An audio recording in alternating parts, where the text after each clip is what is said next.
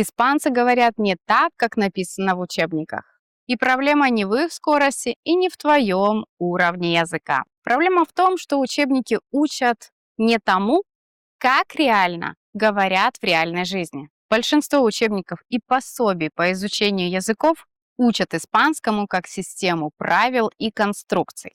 Предложения, времена, правильный порядок слов.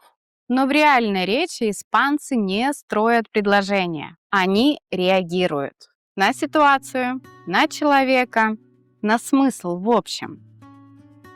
Испанский язык вообще формировался как язык устного общения. Он не про точные формулировки, он про скорость реакции. Поэтому в разговоре испанцы совершенно не проговаривают все.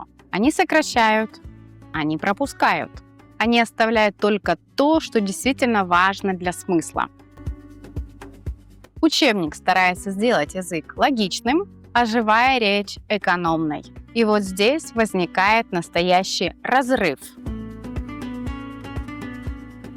Здесь важно понять одну вещь. Любой язык в письменной форме всегда становится более формальным, чем в реальной речи. Письмо требует структуры, речь нет. Когда язык формируется на бумаге, его начинают упорядочивать. Появляются правила, правильные конструкции и логичная последовательность. Это нормально, но это не то, как язык существует при реальном общении. Есть еще один важный момент, который очень часто упускают. Романские языки – это языки реакции. Они формировались в постоянном устном контакте между людьми. Германские языки гораздо раньше перешли к четкой и жесткой структуре. Поэтому там предложение – это основа, а в романских же языках основа – это ситуация. Испанский – это один из самых реактивных языков Европы. В нем совершенно не принято проговаривать все. Здесь гораздо важнее быстро отреагировать и продолжить общение, то есть взаимодействие. Именно поэтому в живой речи так много сокращений, недосказанностей и опоры на контекст. Это не хаос, это экономия. Экономия усилий, времени и внимания. Если же ты смотришь на испанский через призму учебника, этот разрыв просто неизбежен, потому что ты, скорее всего, в такой момент ждешь структуры там, где работает реакция. Теперь давай посмотрим, что происходит в этот момент в голове. Когда ты учил язык по учебникам, любой язык, твой мозг привык к структуре. Он ждет начала фразы, потом конкретный глагол, а потом дополнение. То есть, другими словами, он ждет завершенную конструкцию. И пока эта конструкция не сложилась, мозг просто не может зафиксировать эту информацию. И, соответственно, он совершенно не фиксирует смысл. Именно поэтому возникает ощущение: я понимаю отдельные слова, но совершенно не понимаю, что происходит, и не улавливаю, о чем конкретно идет речь. Слова распознаются, а смысл нет. Потому что смысл в живой речи очень часто появляется до окончания фразы. Но мозг, натренированный учебником, ждет окончания предложения. И он просто не успевает. Учебники делают одну важную вещь. Они учат думать о языке, но не реагировать на него. Ты начинаешь анализировать вместо того, чтобы распознать. И пока идет такой анализ, разговор уже продолжается.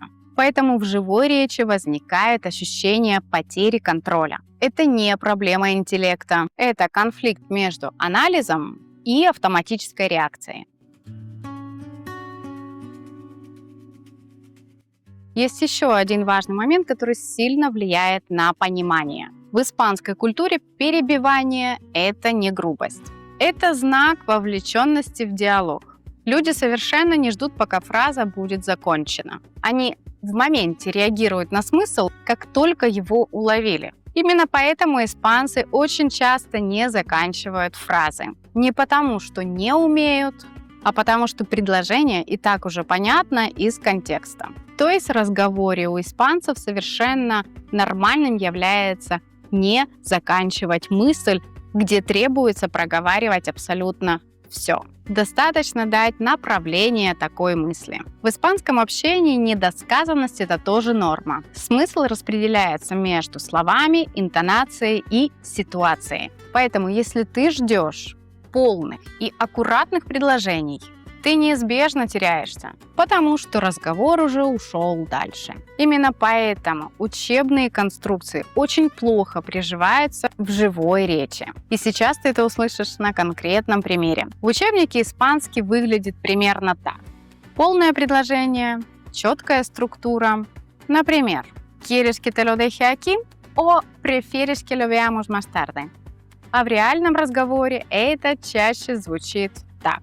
¿Lo dejamos aquí o luego lo vemos? Смысл тот же, структура нет. Поэтому, когда ты не понимаешь испанца в разговоре, чаще всего проблема не в твоем словарном запасе и не в грамматике. Проблема в ожидании структуры там, где ее просто нет. И там, где должна работать реакция. Я говорю об этом, потому что уже много лет наблюдаю, как люди учат испанский. И как сильно их разочаровывает этот разрыв между учебником и живой речью в реальных ситуациях. Потому что учебники учат языку как системе, а живая речь – это способ, чтобы быстро передать смысл. И чем раньше ты это понимаешь, тем меньше разочарования в процессе. А на сегодня это все. До скорого в эфире. Hasta pronto!